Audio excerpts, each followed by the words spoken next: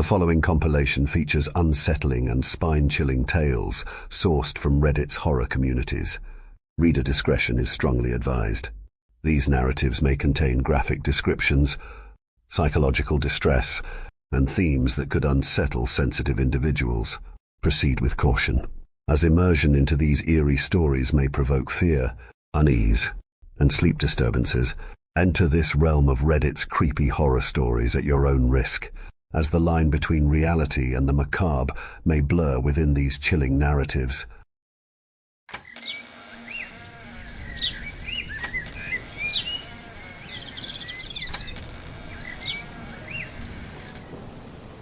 I don't remember much of the house fire that killed both my parents. I lived on the first floor, but the grey smoke had grown so thick that I stumbled blindly for what felt like hours before finding a door. My throat felt like sandpaper, and my eyes constantly streamed tears of irritation and pain. Strips of burned and mutilated flesh hung from my poor hands, though I knew it would heal rapidly.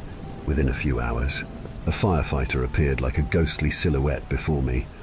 I remember the flashing lights of police and fire trucks and the faraway echo of deep voices. From the direction of the house, I remember the dying screams of my parents as they burned alive. My childish imagination could never have predicted what would come next. Behind the flurry of ambulances, fire trucks and cop cars, I saw a single black sedan with tinted windows. Compared to the bright colors and strobing lights of the emergency vehicles, it looked like little more than a shadow. The windshield, too, looked dark and opaque, nearly impossible to see through. I sat in the back of an ambulance. The EMTs had already cleared me, saying I only had a few scrapes and some mild smoke inhalation and eye irritation, but that I didn't require urgent care or hospitalization. Abruptly, the doors of the black sedan flew open. Two men in black suits stepped out, wearing sunglasses even in the middle of the night. I stared, open-mouthed, as they swerved their way through the jumble of emergency responders and vehicles. They came straight at me, unsmiling and grave. Their faces looked extremely pale, almost vampiric in a way. "Hey there, Ghostin." Ghostin. Quite a unique name, the one on the right said calmly, stretching my name out as he dropped down on one knee. His sunglasses looked like mirrors, but they reflected the world darkly. "Hi," I whispered in a tiny voice. "Who are you?" "We're here to bring you to a good home," he responded in a voice as soothing as balm on a wound. He put a hand on my shoulder, trying to be comforting, but through the thin fabric of my t-shirt, I could feel his skin burning as if with an inner fever. I tried to draw back, but his grip tightened, the fingers digging into the thin bones. "Where's Mom and Dad?" I asked. "Why haven't they come out?" He just shook his head. "We'll explain everything on the way, son," he said. Rising to his feet, he gently patted me on the shoulder a few times for good measure. No one else paid us any attention. With the two strange men beside me, we started off toward their sedan. "My name is Keller," the leader of the two men said as he slid smoothly into the driver's seat. He motioned at the silent one next to him. "This is Vlad." "Where are we going?" I asked. He turned in his seat, jerking his head to face me. The veins on his forehead and neck seemed to pound in time with his heart. "You sure do ask a lot of fucking questions, kid," Keller hissed. His teeth gritted as his lips flew into a snarl. Taken aback, I sat as silent as a statue as he started the car and slowly pulled away from the jumble of emergency vehicles. We traveled in silence for hours, down winding roads and past dark forests. I remember we eventually came to a small airfield in the middle of scattered cornfields. A man with a black rifle stood at the front gate, looking bored and tired. Keller showed him a silver badge in a black leather case, and the gate started to roll to the side. Keller pulled into a dark corner of the airfield. Together, the two agents quickly got out, slamming their doors closed. I had tried the handle a couple times along the trip, hoping I could jump out when the car slowed or stopped, but it was locked from the outside somehow. Now I frantically grabbed it again, shaking the door with as much force as my small body could muster. I only saw the grinning, pale face of Vlad outside. A key jiggled outside. and both doors flew open. In Vlad's hand, I saw a needle filled with clear fluid. They held me down as he injected it in my neck. I felt sick and weak as black waves clouded my vision. I fell into a dreamless sleep. By the time I woke up, things around me had changed drastically.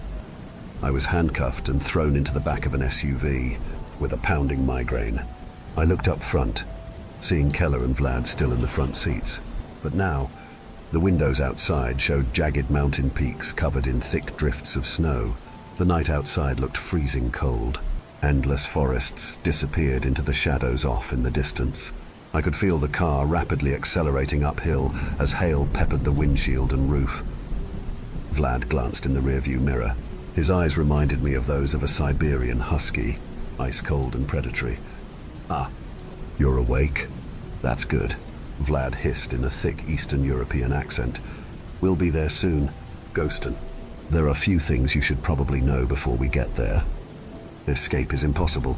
Anyone who tries gets shot by the snipers. Some who lose hope might take it as the easy way out. Perhaps those are the smart ones. When you get there, you and the other newcomers will take a test. Those of you who fail will be euthanized. Do you know what euthanasia is?" "Ghostin," I nodded.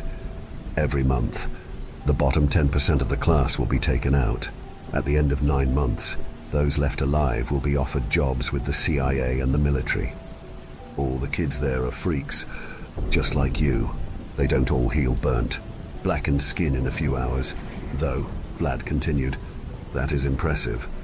I felt a cold shudder run down my spine as I realized these men knew far more about me than seemed possible. "What else can you do, kid?" "Nothing," I muttered. My hands weren't that badly hurt. "I think you're exaggerating." My voice felt weak and small. "Uh-huh," Keller said sarcastically. "Oh, look at that. What a sight." "Huh?" I remember that moment like a screenshot to this day. I gazed open-mouthed in horror up the steep mountain slope. Dark patches of evergreens surrounded the small, snow-covered road on both sides. Their boughs reached out toward the SUV, their overgrown needles scraping the sides with a faint screech. I could smell the overwhelming presence of pine coming in through the vents.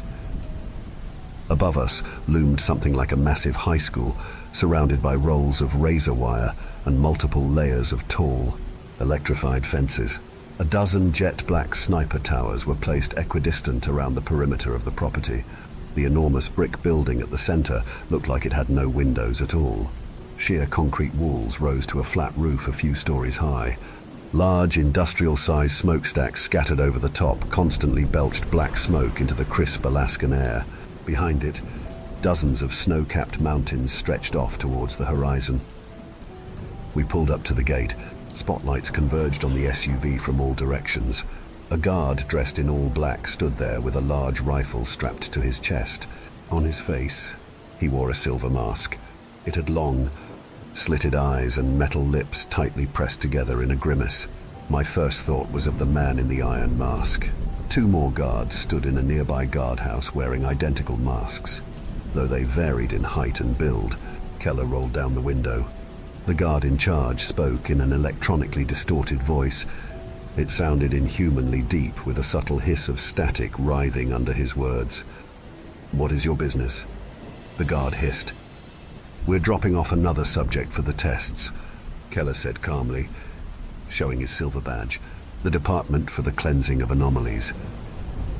We have another shipment coming in by train from the capital," the guard said, his mask revealing and distorted voice revealing nothing of what lay hidden under the surface. "The cleaners are unloading the train now. You can drop the boy off over there. He needs to get an identification number." I didn't like the sound of any of this. Most of all, I felt unnerved by the way they talked about me, as if I were a sack of meat getting delivered to a butcher shop. The SUV slowly pulled off from the front gate, following the freshly plowed road that wound its way around the exterior of the strange, prison-like school. I could hear faraway screams, a combination of many dissonant voices that rose and swelled into a hellish cacophony. I saw a platform of bare, grey concrete swarming with hundreds of kids, most of them looking like they were in the range of 9 to 13. More armed soldiers wearing the same silver masks screamed orders. Some held black German shepherds on long chains that snarled and snapped at the kids, pulling against their restraints with wolfish ferocity. "We're here!" Keller exclaimed excitedly, pulling up next to the concrete platform. They pulled me out, taking off my handcuffs and shoving me into the surging crowd. The men in the silver masks pushed us forward relentlessly towards the building. Males to the right, females to the left, one of the guards said in an electronically amplified voice, repeating it over and over. More guards had black truncheons, which they used to beat kids who they thought moved too slow or, sometimes, for no reason at all. I looked down the line of people, wondering where it led. Hundreds of boys disappeared into a dark hallway, while the line of girls veered off to the other side of the platform, where another similarly black threshold waited to swallow them up. "Keep moving forward," another guard said, smashing his truncheon down over and over on the backs of boys ahead of me. I heard bones cracking and panicked screams. People tried to run past the sadistic guards of this hellish place, but they timed their shots with practiced ease. I saw quite a few kids get bit by the dogs as well. Drops of fresh blood stained the ground leading forward, mixing with darker, older stains eaten into the pavement. I shivered uncontrollably in the freezing Alaskan winter, wondering if I had somehow ended up in hell. Maybe I had died in the fire along with my parents, and this was eternity. I tried to slink into the center of the crowd, letting the boys on both sides of me take the brunt of the blows. Though a few glancing strikes still hit me, I felt immensely grateful when we moved into the black hallway, which at least had some heat. Bizarre slogans in gold paint lined both sides of the wall. "Welcome to Stonehall, the School of Eyes," one read. "A hurricane of souls spirals out of the chimneys, rejuvenating the planet," read another. It was almost as if a schizophrenic in a psychotic state had written their thoughts down, though they seemed to connect in any eerie way I couldn't yet understand. Next to me stood a small boy with jet black hair and a nose that looked like it had been broken and badly set. Unlike the others, he wasn't screaming or upset. He looked calm. He glanced over at me, meeting my eyes.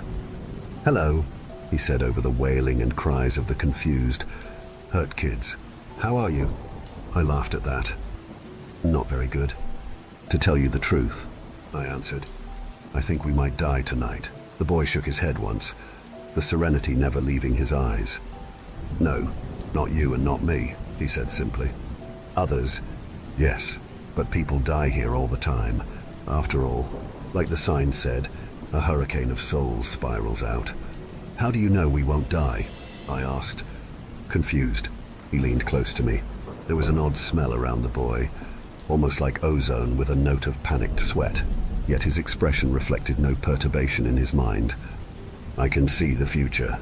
Sometimes," he whispered, looking around to make sure no one was listening, "just in small doses, and it's not always right.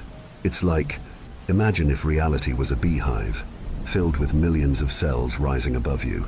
Those are all the possible worlds. But some paths are straighter heading upwards, and these are the more likely realities. Other paths would have to swerve and curve in insane ways, and these realities almost never come true."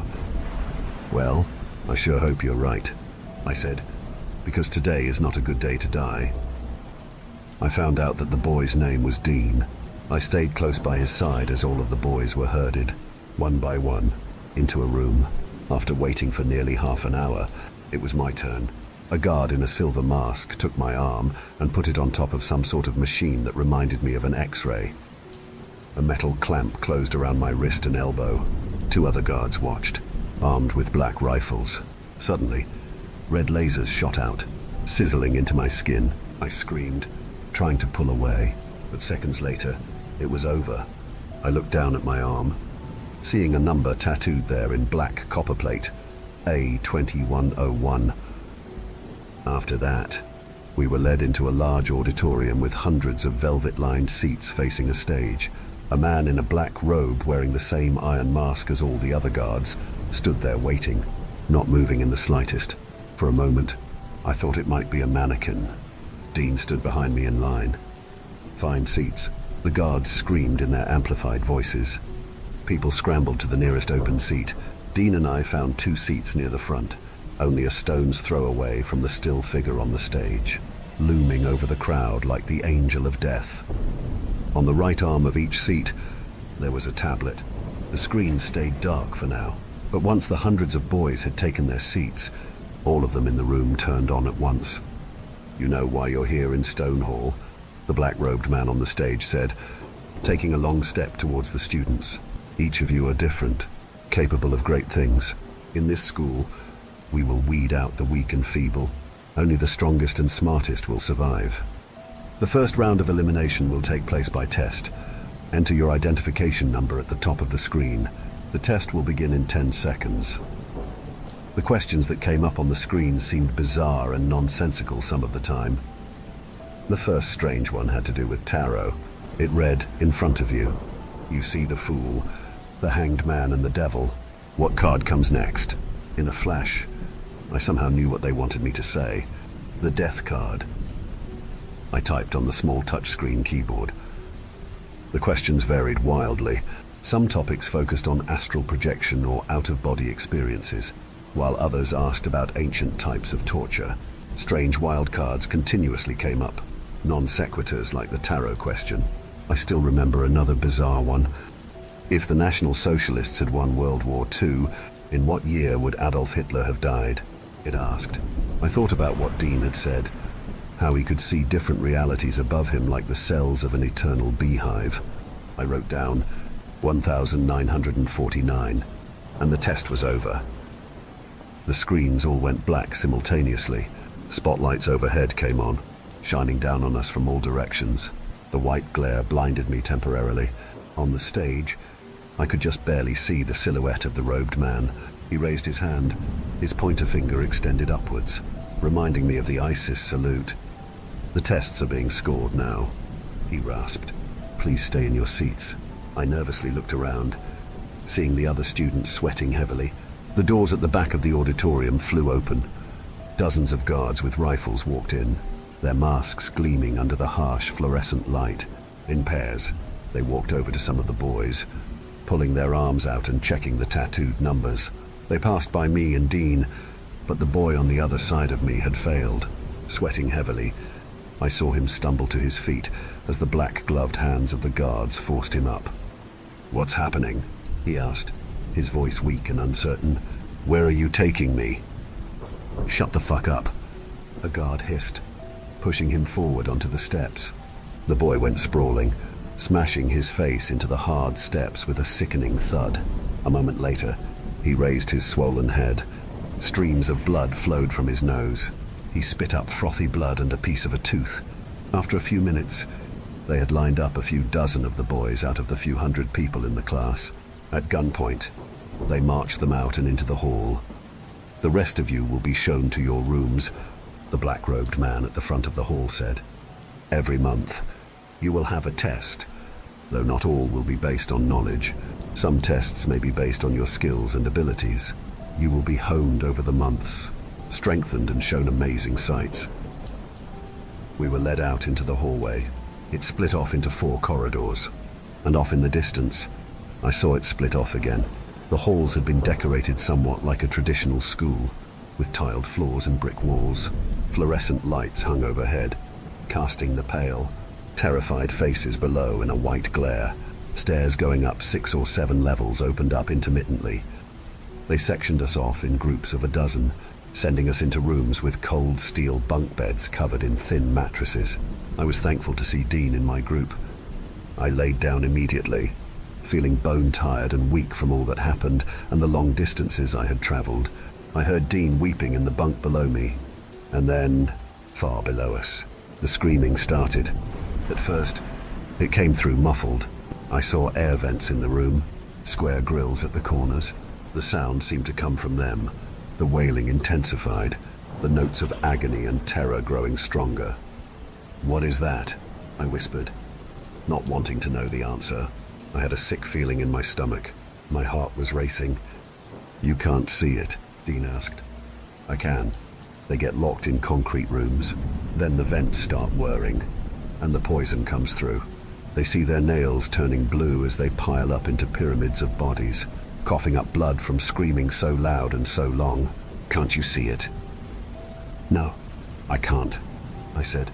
After about 15 or 20 minutes, the intense, agonized wailing began quieting down. One by one, the voices died out like stars winking out at the end of the universe. I fell asleep sometime in the pitch-black night. I dreamed of pyramids of naked corpses with dilated pupils and blue lips. Men in hazmat suits came in, but when they turned to look at me, I realized their suits were fused to their skin. Their plastic masks melted to their blood red, grinning skulls. I woke up screaming as something like a tornado siren rang out above me. Bright lights turned on overhead, humming with an incessant tinking sound. I thrashed in my bed, falling off the side of the bunk and landing on the floor. The other boys looked at me like I was insane. Dean got out of bed and helped me stand up. We were marched single file back down the hallway. Classrooms opened up on both sides of us, filled with a mixture of girls and boys. A silent guard with a silver mask pointed us toward a classroom on the right, where a dozen girls sat at tables, their eyes looking tired and haunted.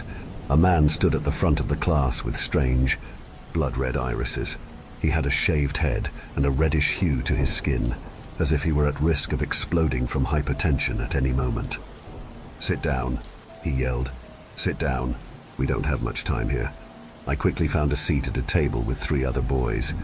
On the chalkboard, the man had written, in large, spiky letters, Pyroki North East SIS. "My name is Mr. Antimony, and I'm here to teach you little shits about pyrokinesis," he hissed, walking in circles with a manic energy. "Most of you will fail. The art of harnessing the deathless self within the heart and bringing heat from it is a rare one. It has been practiced by Buddhist monks and practitioners of Advaita Vedanta for millennia, along with the other higher arts like telekinesis, mind reading, and astral projection. A few of you may be worthy enough to realize the source of this power. In the drawers in front of each of you, you will find a variety of objects: cotton balls, rubbing alcohol, paper, and a book titled The Art of Living Fire, written by the ancient seer Hermes Trismegistus. In the first class of this bizarre place, we were taught how to hit objects with our hands until they exploded into flames. The 2 other boys at our table, Kim, a young Asian kid with magnified glasses, and Tommy, a little malnourished-looking kid, instantly proved to be adept at the lessons. I hadn't succeeded in lighting even the smallest cotton ball when something went horribly wrong in a flash. Kim had succeeded in igniting a Bible on fire when a ball of flames shot out of his hands, causing the bottle of alcohol to erupt. It melted in an instant, dripping a blue inferno over the table. It soaked into Kim's shirt and pants, and the red flames that emanated from his hands exploded. He screamed, running in circles as his skin blackened and dripped. I saw his eyes melting out of his head. He fell to the floor, and someone grabbed a jacket and tried to smother the flames, but it simply ignited. The student dropped the jacket, backing away from the screaming, writhing body on the floor. During the next few weeks, we continued to learn at the nightmarish classes of Stonehall. Regular casualties occurred, and deaths frequently happened during accidents. Yet these deaths did not go towards the quota that would be enforced in another week. Another 10% of the class would die, and this time, they said the tests would include practical demonstrations of powers that would be ruled by a team of judges. "We need to get out of here," Dean whispered one night. Tommy lay at the next bunk over, his small face looking pinched and mousy in the dark. "They're going to start the executions again soon," he said. "The path to the concrete rooms down below." "The path to the gas chambers," Dean agreed. "We need to find a way to break out and tell the world about this place." All of us had grown exponentially in the last few weeks, our latent abilities coming to fruition under the constant watchful eyes of the teachers. "Why don't you use your precognitive abilities to see a way out?" I asked Dean. "There has to be weak spots. Maybe we can kill the guards and take their suits. If we had the masks on." "We're too small," Tommy said. I shook my head. "You're too small," I said. "Dean and I might be able to pass." "Not all the guards are tall," After all, what if the students rebelled? Tommy asked. Maybe we could ask around. See if other kids want to fight back and try to escape. If all of us attack them at once. They have precognitive abilities, too, Dean said. They're going to see the most likely paths, just like I can, at least the ones at the top, and a few of the teachers. So it comes down to my plan, I think, I said. And we don't know who we can trust. The three of us could probably kill and overpower a guard. What do you think? They killed my parents and kidnapped me. Tommy spat with venom. I would love to see some of these fuckers dead. I hope it doesn't come to that, but I think it might, Dean said. And then everything went quiet. On the day before the scheduled test, Tommy came running up to me and Dean after the class on assassination techniques had finished. His scarecrow-thin face shone with a wide grin. I had never seen him so excited. I think I found a way out, he said. He looked around furtively, making sure no one else stood close enough to hear. Do you guys remember the day you came in here? I nodded. How could I forget? I got dropped off by 2 agents, I said. They claimed they were from some non-existent government agency called the Cleaners. I came on the cattle cars, Tommy said, frowning at the memory. Well, they drop off more kids out there every day. They need constant fresh meat for the tests. After all, there are guards all over the place, and cars out there. We need to find a weak spot in the guards' defense, I said, where we can overpower a couple of them and kill them and steal their uniforms. After that, you think we could just walk out of here? The medical ward usually isn't heavily guarded, Dean said. We need to do it tonight. Though, this is the last chance. We made it sound so easy. But in reality, I knew it would be an almost impossible task. The rest of the day passed by in a blur. Before I knew it, the classes had finished, and we were being led back to the chambers. We waited in the darkness, whispering so the other boys wouldn't hear our plans. When 3 a.m. rolled around, Dean indicated it was time to go. The hallways outside are empty, he whispered. We need to move now, as quickly and quietly as we can. I saw his pupils constricting and expanding rapidly, as they always did when he tried to tap into the multiverse of possibilities. I wondered what it looked like, staring up into the beehive of realities. Despite his attempts to help me learn some precog abilities, I had failed in every attempt so far. Whether day or night, the hallways always looked the same, windowless, with every inch of them illuminated by the harsh fluorescent lights overhead. Dean leads us successfully down turn after turn. I heard the guard's steps missing us by mere seconds, afraid to even breathe too loud. We made our way towards the medical ward. Are you guys ready? Dean whispered. Using his abilities seemed to take a toll on him. His face looked pale and sweaty, his dilated pupils gleaming manically. We need to fight. There are 2 guards up ahead. Fuck, Tommy whispered back. I can't believe we're doing this. They're going to murder us if we don't. Maybe, I said. We have to kill them first. Hey, stop right there, a guard exclaimed abruptly. Coming around the corner, he had an automatic rifle slung around his shoulder. I froze like a deer in the headlights, staring dumbly at the guard. Luckily, Tommy went into action immediately, running at the guard before he could aim his gun. Tommy raised his small hands, causing a swirling vortex of flame to erupt from his hands. With lightning-fast reflexes, the guard grabbed his rifle as Tommy's hands wrapped around his bare throat. There was a flash as the rifle fired. At the same moment, the skin on the guard's neck started to drip and blacken. There was an echoing of pained screams as my ears rang.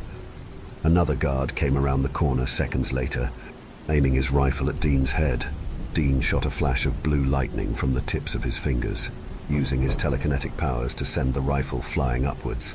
The bullet smashed harmlessly into the ceiling, causing dust and debris to rain down on our heads. Tommy fell on the guard's body, a torrent of blood pumping from the massive hole in his chest. I ran at the second guard, a flash of blue light sparking from my fingertips and sending him sprawling backwards. He grabbed his rifle, shooting blindly in the direction of me and Dean. I heard bullets whizzing past my head, missing my brain by inches. I'm hit, Dean screamed. I looked back, seeing a ragged hole eaten into his right shoulder. Blood spurted from the wound in time with his heartbeat. Tommy had stopped moving as he lay on the writhing body of the other guard. The flames spread down his body. He kicked and clenched with all of his strength, looking like a poisoned hornet twisting on the floor. I knew I was alone now, focusing on the spinning vortex of energy within my heart. I tried to bring out the fire I had never succeeded in creating before. The guard lay stunned for a moment, but I knew he would rapidly recover. I leapt forward, putting my hands around his throat.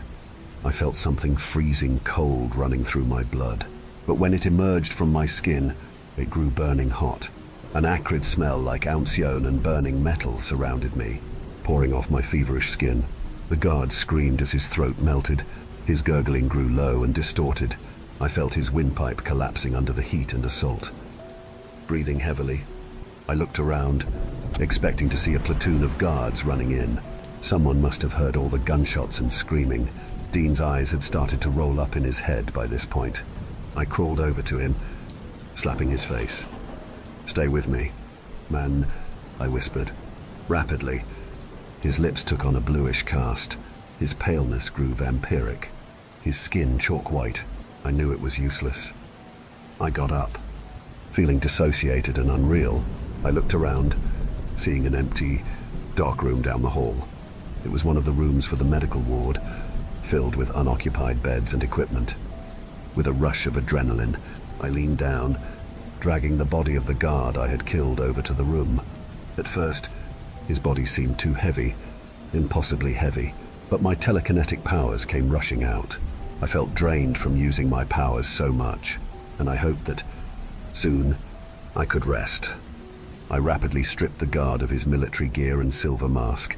Underneath, I saw a young man, probably in his early 20s. He had a soft, childlike face. He seemed on the border of life and death as his gurgling breaths came slower and shallower. I wondered how such cruelty could hide behind such a mundane exterior. It took me a few minutes to change, breathing heavily in the dark. The gear all felt far too large on me, especially the boots.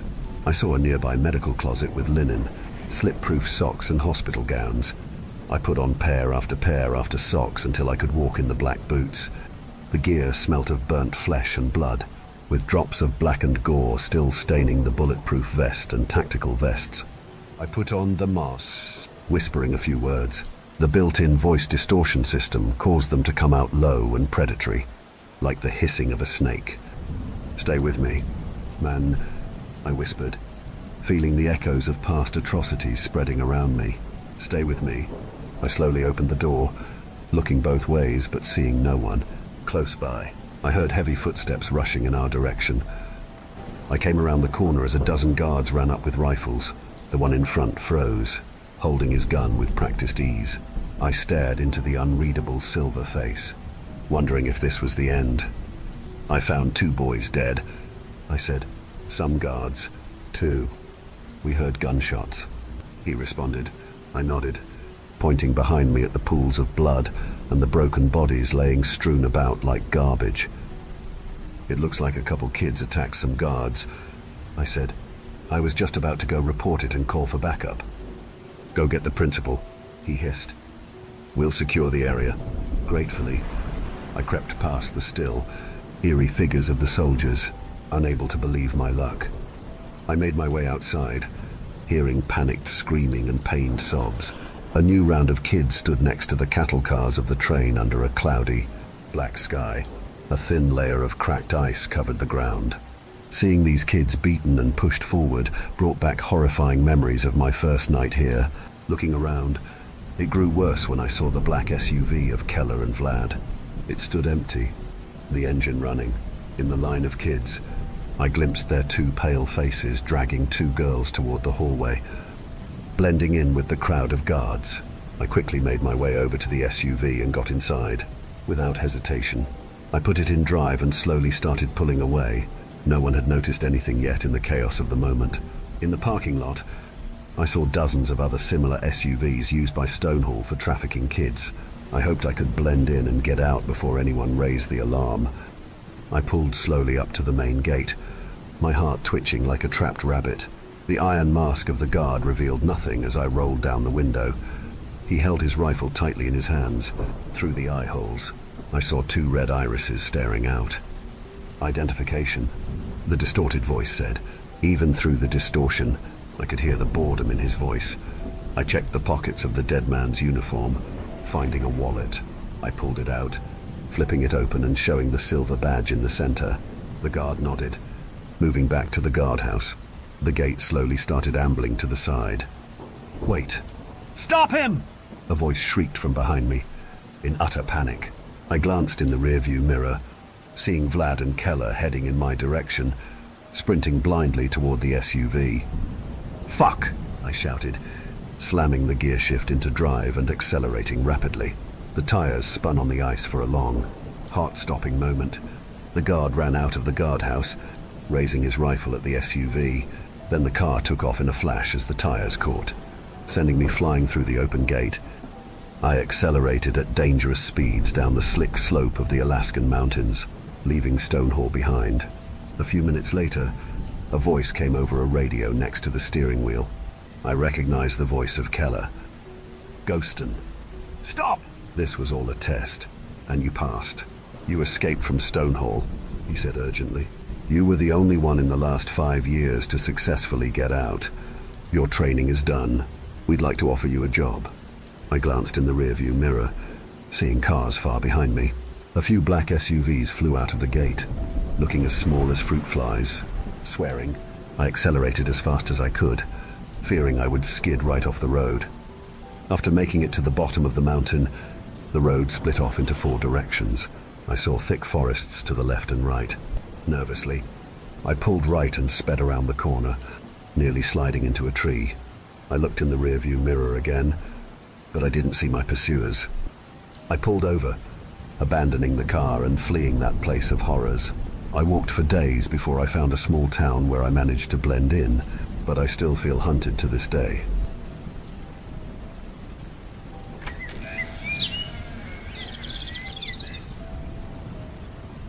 With the rise in consumerism over the years, products have been in an ongoing race to match up to the expectations of the masses. Products are rapidly created to reflect present trends, with previous ones subsequently being dropped out of the disinterest of the makers or simply due to there no longer being a demand. What people don't consider is what goes on behind the scenes of how their parcel magically appears at their front doorstep, removing the need for them to leave the house. I am one such pawn in the ever-adapting chessboard of production and shipment. I am a warehouse operative, and this is my experience of narrowly avoiding being swallowed whole. My job can be briefly summed up as scanning orders, receiving the location of products on the scanner, finding the products and collecting them, putting them in a box, and shipping them off. Not a lot to it, but some technicalities come with the job. I don't know if they are in any way related to my experience, but for the sake of my sanity, I will explain here in the hope that someone can effectively elevate me of my paranoia. In the warehouse, we have 18 aisles. These are labeled from AR, with aisle 1 being A and aisle 18 being R. The middle aisles I leave to you. When we receive the location for each product, the scanner will provide a prompt, such as LA L01 P01. The first L in this prompt stands for the location of which aisle the product is in. The second L stands for the level in which there are 5 per aisle, and P is the position in which there are 23 per aisle. In the case of LA L01 P001, this would mean the product is in aisle A, level 1, position 1, right at the entrance of the aisle, and low enough to where you would have to duck your head a little. The only prompt that appears that is outside of this logic is LX L01 P05. This prompt means the product is on the warehouse floor somewhere, and has likely been dropped down by someone on a high racker, as any level above 2 is unreachable. Now you are all scholars in warehouse jargon. I will recount the events that followed the order that made me quit my job. The order that still haunts me is Order 2100. It was like any other Friday morning, shaking off the banging headache deserved for the previous night down at the pub. Coffee in hand and a stack of orders already at my station. It's not uncommon not to see anybody at the beginning of the shift.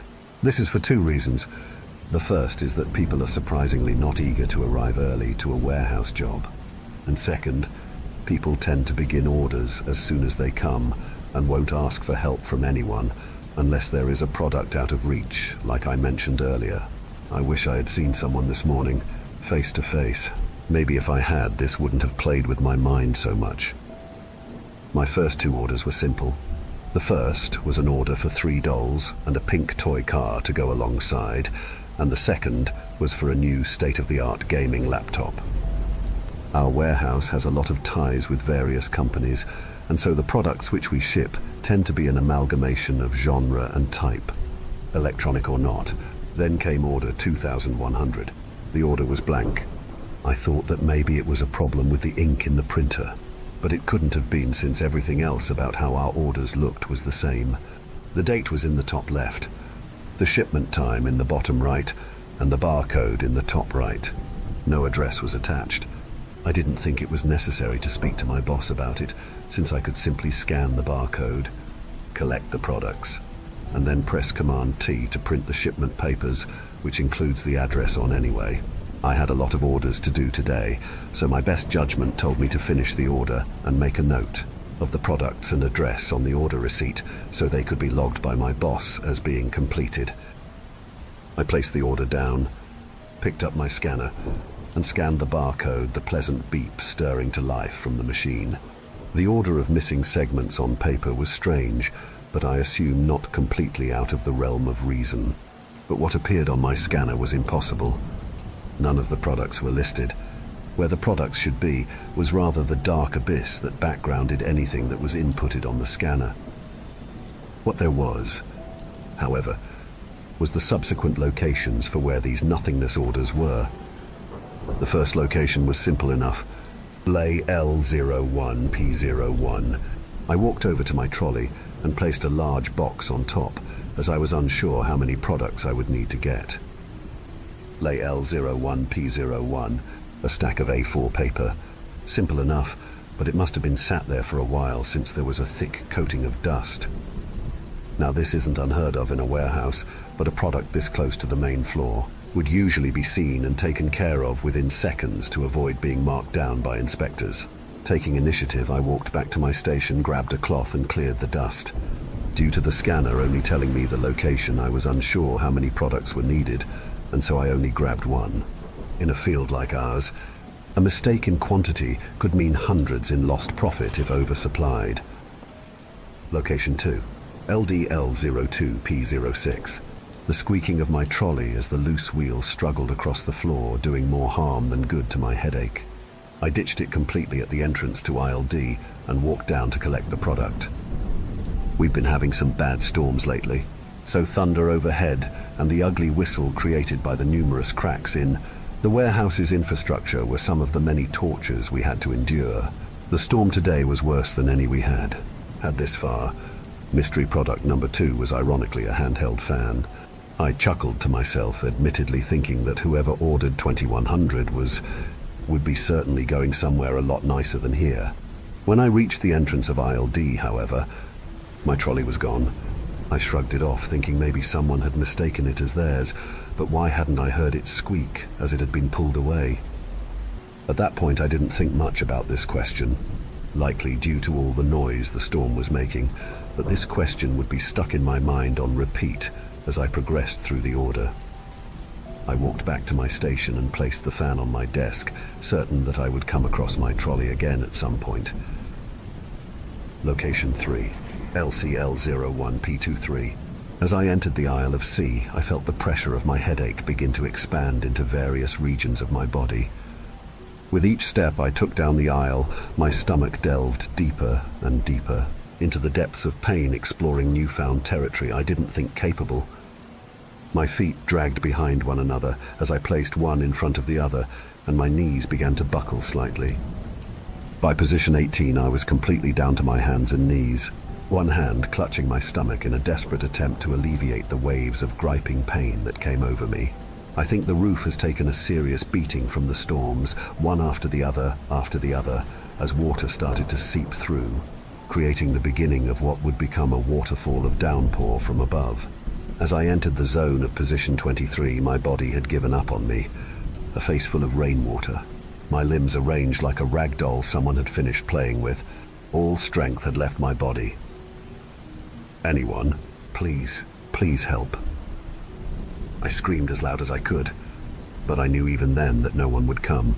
I was drained, a useless pile of skin and bone tucked into the shadows, unable to even lift my head enough to make sure what I said wouldn't just be a mumbled groan.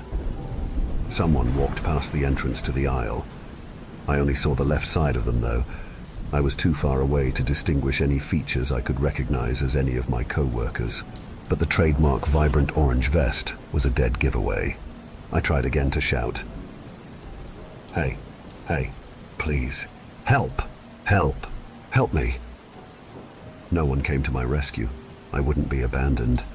Mustering as much strength as I could, I rolled onto my elbows, blindly grabbing a product from the shelf, and inch by inch, minute by minute, shuffled myself out of the aisle. When I reached the end, I was strong enough to kneel. Hey, what the hell was that about? I was enraged, but the figure was gone. Standing to my feet, I walked along the aisles, taking small steps at a time. Hey, hello, is anyone here?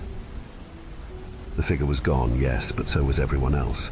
Everything else beforehand I have managed in some way to logically explain, but I still don't have an answer for this. Looking down in my hand at the prize for my resilience, I found a family-sized multi-pack of sweets. Totally not worth it. Defeated and still panting, I returned to my station and placed the sweets on my desk alongside the fan. I decided then and there I would complete the order and then leave for the day, as I was clearly unfit to continue. My quote-unquote friends would certainly be getting an earful the next time I saw them. Location 4, LQL02P15. My headache by this point started to resemble something more like a fever, as I started to have hot flushes periodically that made me break out in a sweat. Yet I was still adamant about completing the order, as to not dampen my reputation as being one to leave a job halfway done. The entrance to aisle Q. I don't know what it was that made me stop there so suddenly, but I felt as if I was being watched. Remaining at the entrance, I turned my head to the right. Nothing but my workstation, which is starting to feel like a sanctuary to me. When I turned my head to the left, however, the figure was back this time, with the back of their head facing me as they walked in the opposite direction. Hell! Squeak. Spinning my head back to the right, my trolley was back within arm's reach. Startled, I spun my head back to the left, only to find the figure gone again, sending a shiver down my spine.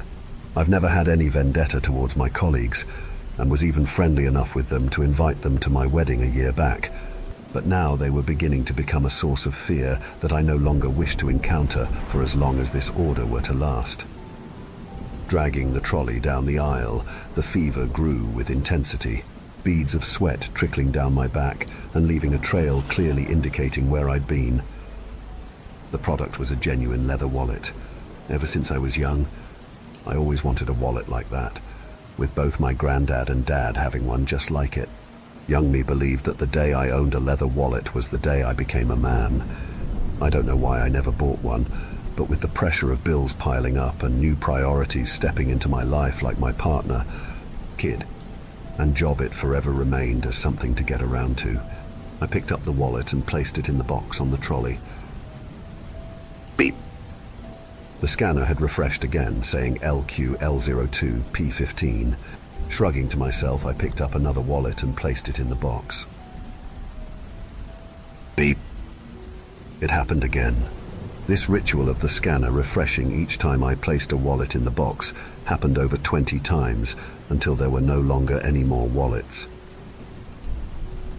Beep. Exhausted and drenched in sweat, I looked down at my scanner again as it read LQL03P15.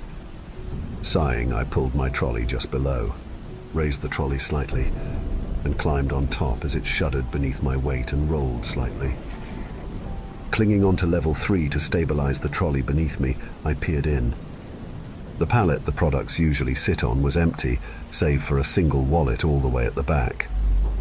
Pressing my chest against the rim of level 3, I reached my arm in as far as it would go, straining against the resistance and my body's groans of disapproval.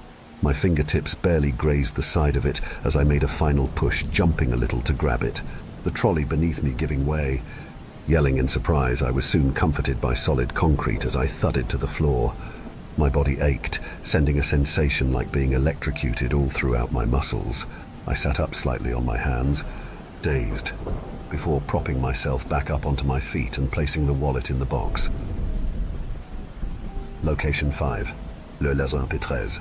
I started to feel a little better at this point regarding my headache, despite the newly appointed pain from the fall. Pulling the trolley along, I entered aisle E. It was hard to see in the dimmed lights, but it was evidently clear that aisle E had not been cleaned properly Thursday night, as my shoes would stick to the floor with a noticeable tug as it broke free each step I took. The trolley became harder to drag as its wheels started to become trapped in whatever was on the floor, but the product was only a couple steps away. So I pulled increasingly harder with each step I took, becoming admittedly more and more frustrated until I abandoned it completely, kicking the wheel and cursing under my breath as I left it. When I reached the product, it was a self-help book on anger management. Order 2100 was certainly our little comedian. Placing it in the box, I picked the box up and turned my back on the trolley, too tired to even free it from the aisle. Location 6, La Leona Persetta. I chuckled to myself when I saw this. After 3 products in a row that truly tested my patience, the fact this one was not far at all from my station was a welcome change. Leaving the box where it was, I walked down aisle A to position 7 and looked at the half-open box that lay there. Clearly, someone had already been here before me, but this could have been weeks ago given that some products take longer to sell. Inside was a single smartphone. The package was demolished, revealing a screen that was smashed in several places. What I don't recall presently was hearing anything when I was in aisle A at the time, not even my own breathing.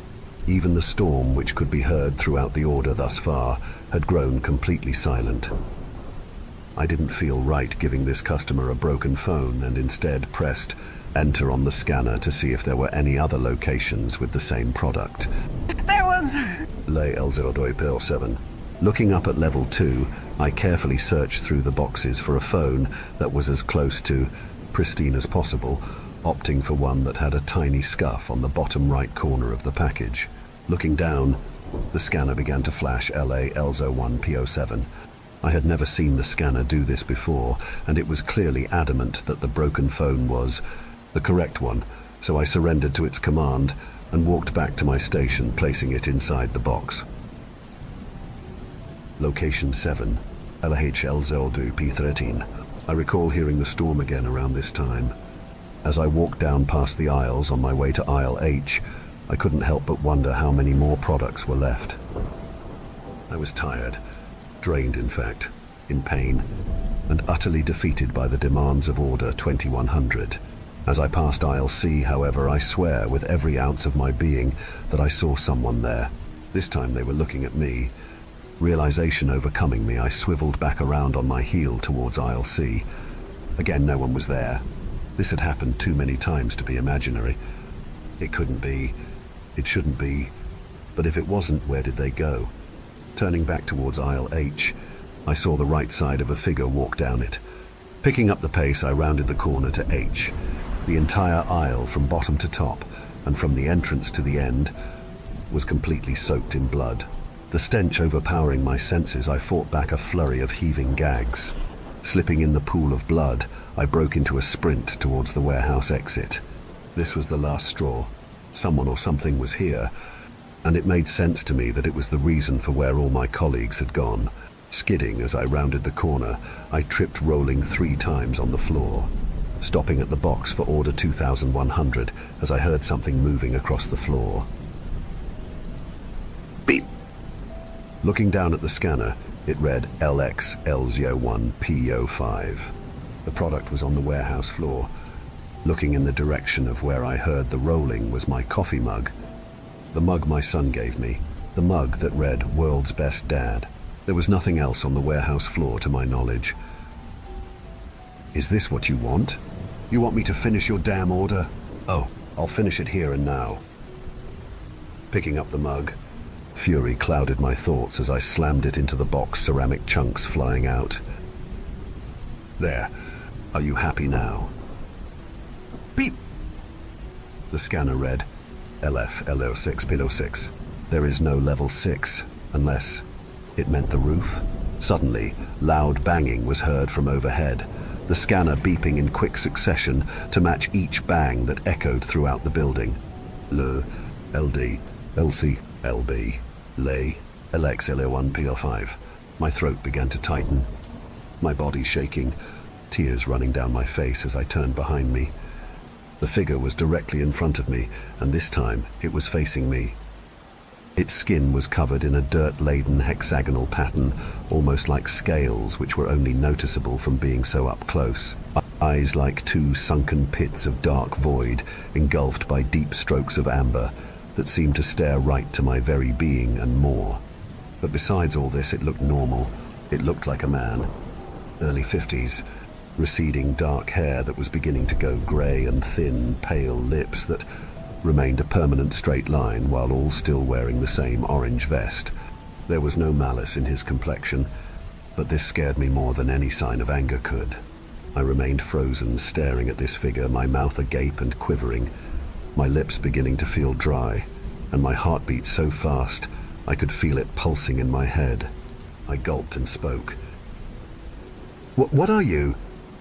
He, or rather it, didn't respond. It just remained standing, staring right at me inches away. I looked down at my scanner, which still displayed LXL01 PO5. There was no point trying to reason with it as I turned on my heels and made for the exit. It was fast, unexplainably fast as it appeared, just as suddenly as it had before in front of me. I broke down into tears again. Please, I don't know. I don't know what you want." My words echoing throughout the warehouse, making me endure how pathetic I sounded. I knelt in front of it. There was no point trying to run, and even I knew that. It reached its arm out towards me ever so slowly. It knew it had me. It knew there was nothing I could do, and it was taking its time. Beep! The scanner read, "Lost connection to the network." Trying to reconnect. When I looked back up from the scanner, the figure was gone. I walked back over to my station. I couldn't bear to look in the box again. I placed my scanner down and walked out of the door and into the tempest. When I reached my car, I sat there a moment trying to wrap my head around what had just happened. The rain was coming down so hard at this point that it was nearly impossible to see out of the car window without the wipers going, but something out of the mist came towards me. I couldn't see what or who it was, but as soon as I saw that orange vest, I turned the key in the ignition and drove like a bat out of hell out of the parking lot. Given that it was still before 5 p.m, the roads were empty, and my wife and son were still at work and school by the time I arrived home. My boss called me countless times asking, "Where did you go? Please come back," and the all-too-sweet admiration that I was the employee that the company had envisioned for the role. I told him each time that I had quit and would not return. As I'm writing this, I received a further 2 calls from my boss asking how I was. I still haven't seen my family, and it's getting late. They haven't responded to any of my calls. I don't know if they've gone to my mother-in-law's or what. I don't know what's going on, but if anyone is reading this, Please use what I have said here as some level of advice. I pray you end up in a better fate than me, but I pray even more for my sanity and for my family who may be affected. I'm a mess. I feel as if that thing is still here, still following me. Even now, my orange vest hanging at the end of the dark corridor behind me is sending shivers down my spine. I don't remember putting it there, but I don't remember much of what I did after getting home after what happened today. As soon as I post this, I'm going to get rid of it.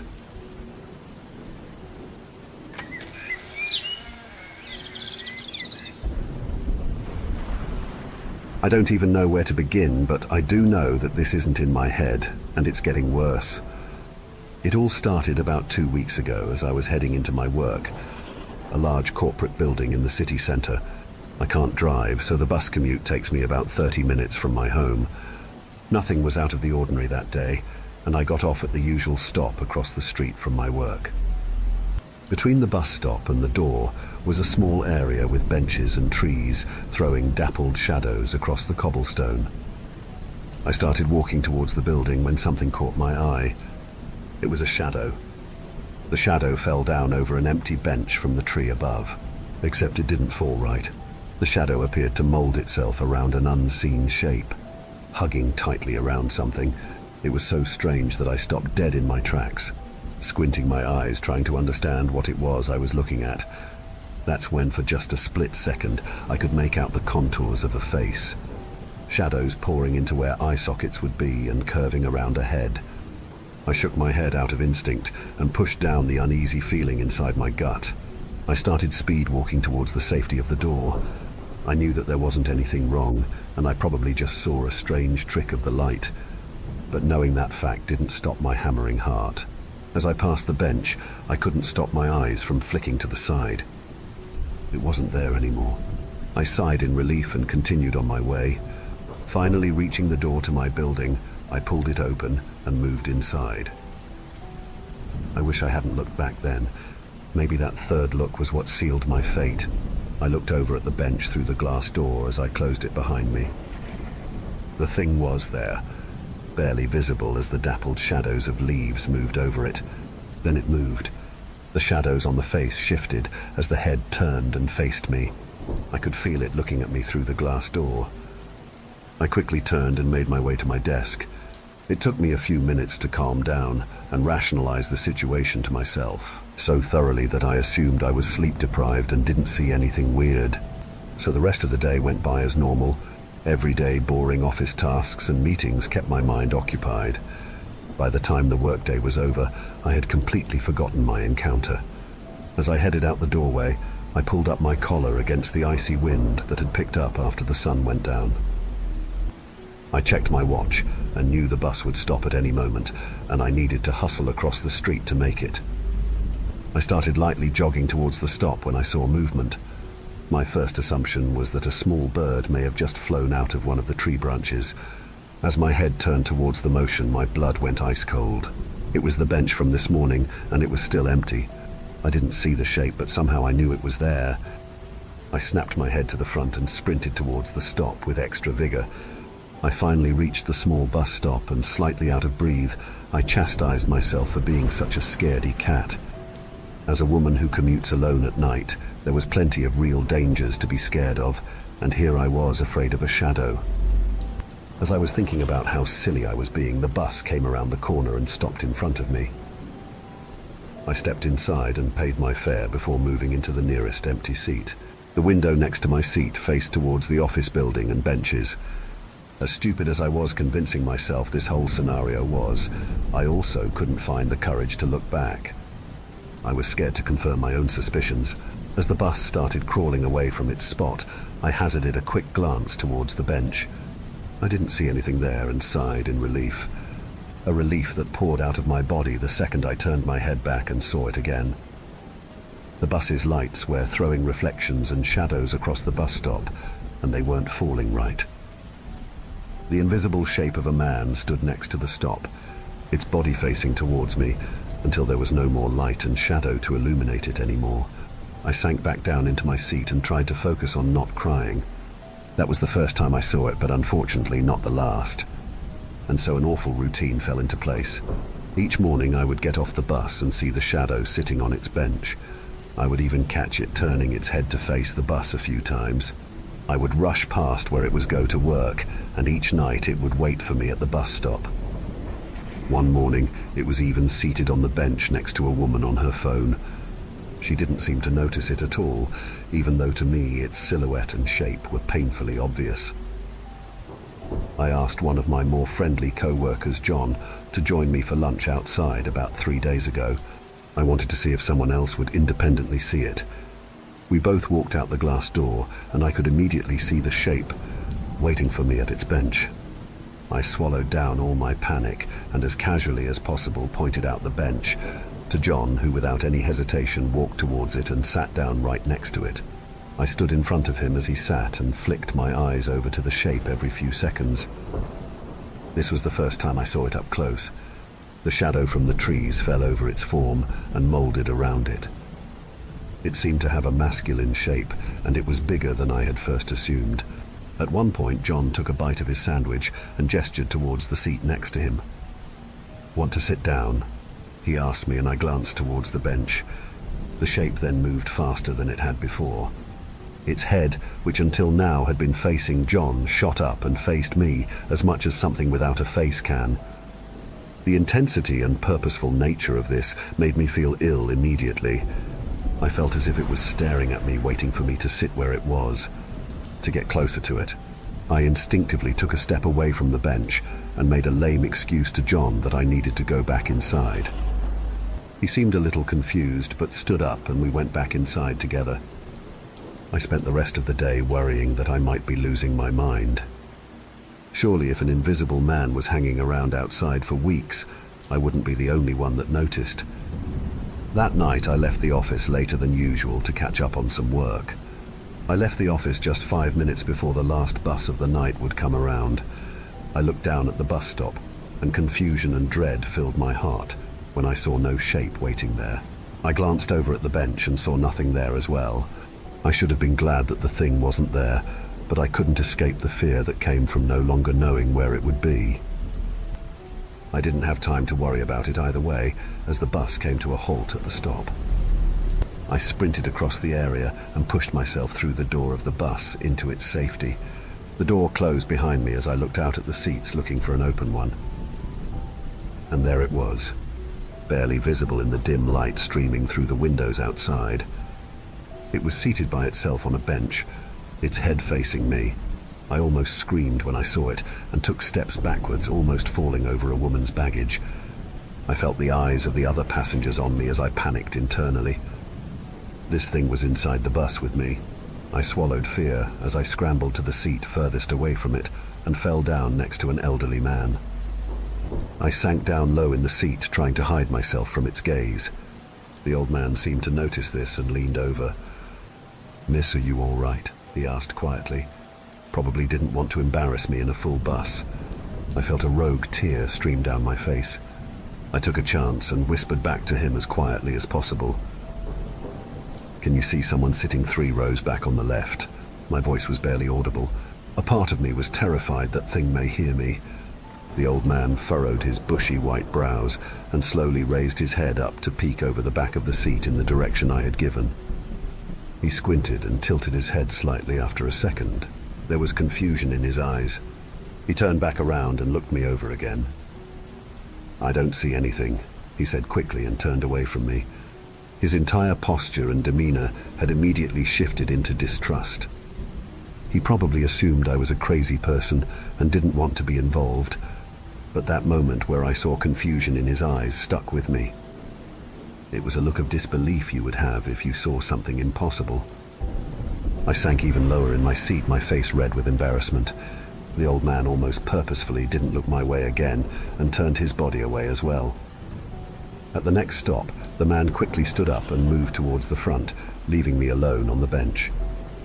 As the door opened and he was about to step off, he made eye contact with me again before his eyes snapped behind me.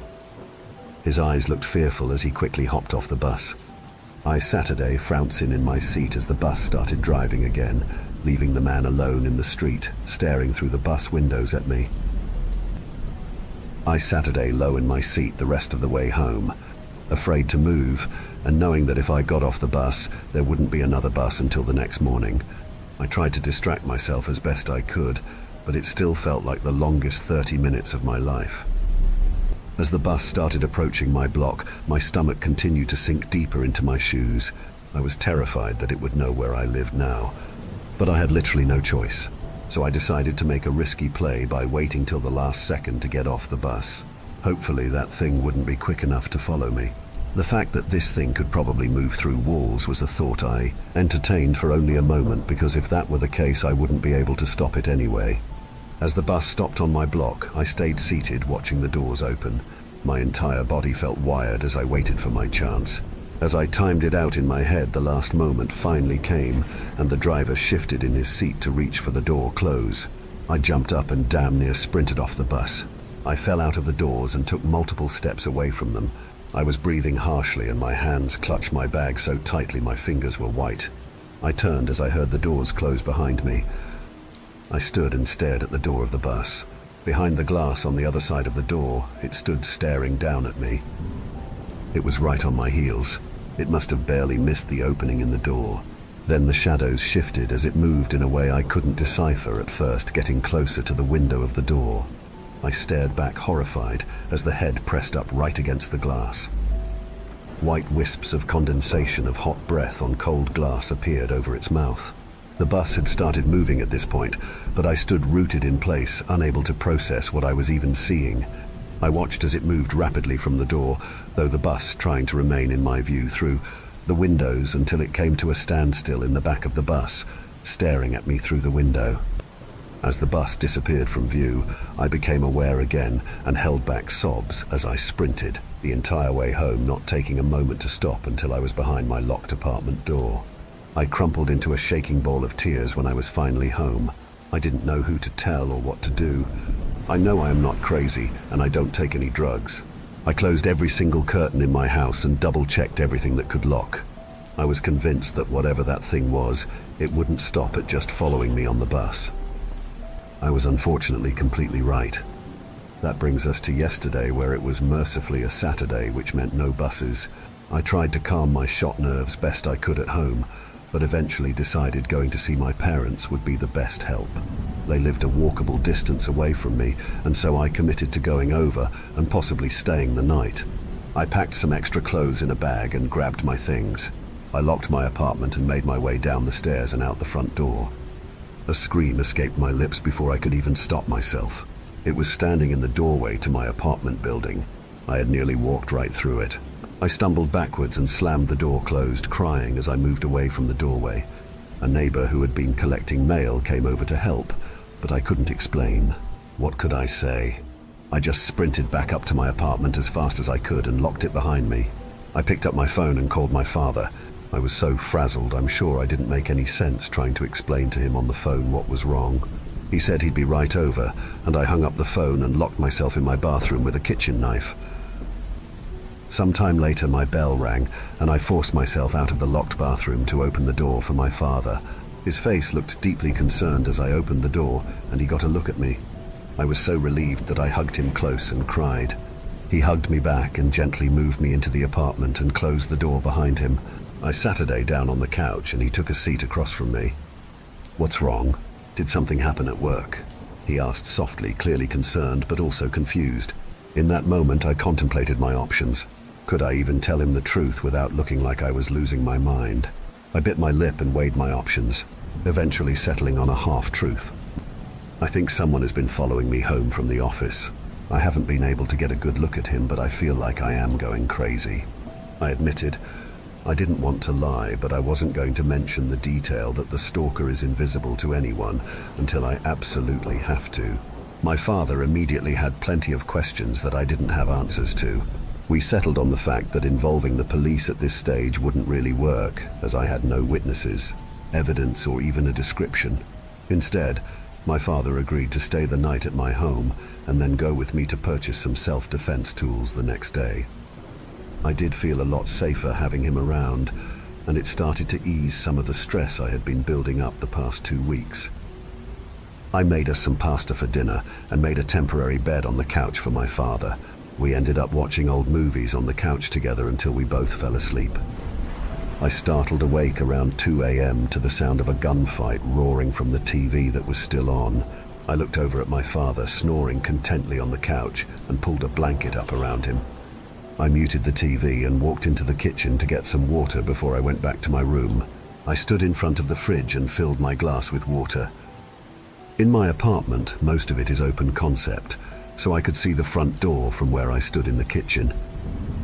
My eyes fell on the front door and lingered there, unsure why something seemed off with it. Then I spotted it, the small gap underneath the door that let a thin sliver of light into my dark apartment. It had 2 gaps where the light was being blocked. Legs. Someone was standing in front of my door, blocking the light. I started shaking and moved as quietly as possible to the couch where my dad was still asleep. I never took my eyes off the door as I nudged my father to wake him. He opened one eye lazily and saw me crouching next to him and opened the other.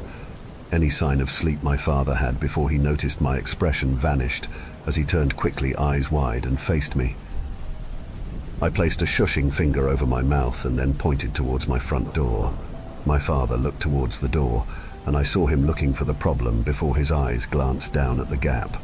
I could see the goosebumps raise on his arms as he quietly maneuvered his way off the couch towards my kitchen. He reached inside my knife block for a weapon and crawled towards the doorway.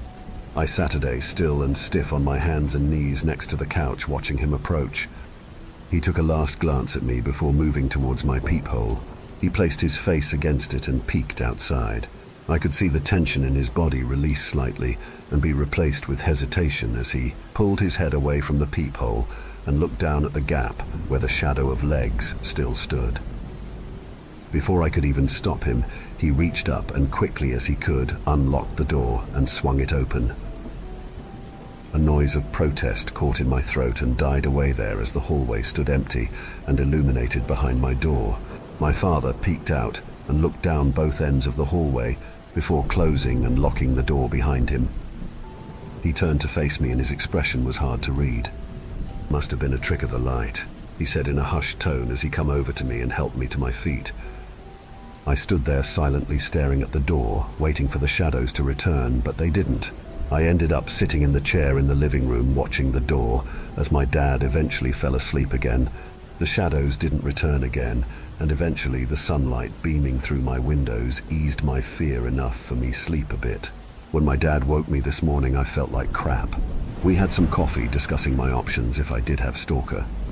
My father promised to go out shopping for me today to get me a Ring camera and some new, stronger door locks. I thanked him for dealing with me and he left. I went about my usual Sunday routine as best I could, and things felt like they were dying down as the late afternoon rolled around and the sun rays started pouring into my apartment. I decided I needed some advice and sat down in the living room to write up this post. While I've been writing though, I've been feeling worse and worse. I looked up a few minutes ago and saw a beam of light hit and bend around something as it quickly moved into my bathroom.